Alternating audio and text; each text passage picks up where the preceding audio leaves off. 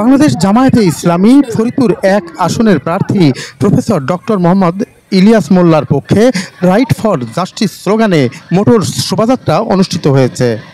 শনিবার বেলা 11:30 থেকে শুরু হওয়া মোটর শোভাযাত্রায় প্রায় 1500 মোটরযান অংশ নেয়। ফরিদপুর 1 সংসদীয় আসনভুক্ত আলফাডাঙ্গার কামারগ্রাম থেকে শুরু হওয়া এই শোভাযাত্রাটি বোয়ালমারী উপজেলা হয়ে মধুখালী উপজেলার কামারখালীতে গিয়ে শেষ হয়। এ সময় জামায়াতের প্রার্থী 4টি স্থানে পথসভায় বক্তব্য রাখেন। প্রফেসর ডক্টর ইলিয়াস মোল্লা তার বক্তব্যে বলেন, অতীতের রাজনীতি আর ফিরে আসতে দেব না। দেশবাসীকে নিয়ে আমরা নতুন বাংলাদেশ গড়ব। আমরা নির্বাচিত হলে কৃষি সিন্ডিকেট ভেঙে দেব, যাতে আমাদের কৃষকেরা তার উৎপাদিত পণ্যের ন্যায্য মূল্য পায়। কৃষক শ্রমিকরা দেশের উন্নয়নে বিশেষ ভূমিকা পালন করছে, অথচ তাদের ন্যায্যতা দেয়া হচ্ছে না।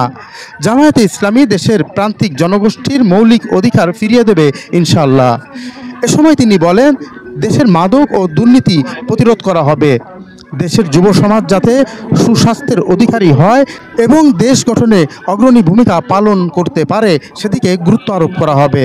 শোভাযাত্রায় অন্যান্যের মধ্যে জামায়াতের জেলা কর্ম পরিষদের সদস্য ইমারত হোসেন, নির্বাচন পরিচালনা কমিটির সদস্য সচিব মাওলানা শহীদুল ইসলাম, উপজেলা আমির হাফেজ মোহাম্মদ বেলাল হুসাইন, পৌর আমির সৈয়দ নিয়ামুল হাসান, মধুখালীর আমির আলিমুজ্জামান, আলফাডাঙ্গার আমির মাওলানা কামাল হুসাইন প্রমুখ উপস্থিত ছিলেন।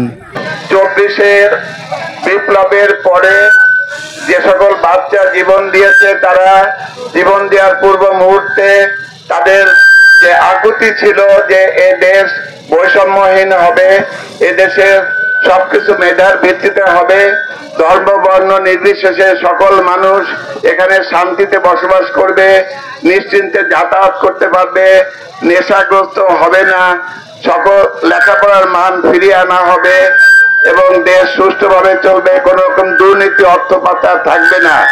আমাদের জনগণের কাছে প্রত্যাশা, আমরা ওই আগের রাজনীতি সবাই মিলে আমরা ওই আগের রাজনীতি আর ফিরে আসতে দেব না।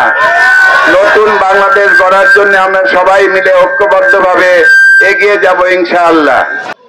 আজকে ফরিদপুর 1 আসনের প্রফেসর ডক্টর মোহাম্মদ ইলিয়াস মোল্লা সাহেবের নেতৃত্বে আমরা রাইট ফর জাস্টিস এই মোটর শোভাযাত্রা বা মোটর সাইকেল প্রচার মিছিল আমরা করছি। আমাদের উদ্দেশ্য হলো জনগণকে আমাদের দাঁড়িপাল্লার দিকে আকৃষ্ট করা, আমাদের প্রার্থীর দিকে আকৃষ্ট করা, যেন তারা আমাদের প্রার্থীকে সমর্থন করে, দাঁড়িপাল্লাকে সমর্থন করে। আমরা দেশে একটা পরিবর্তন আনতে চাই।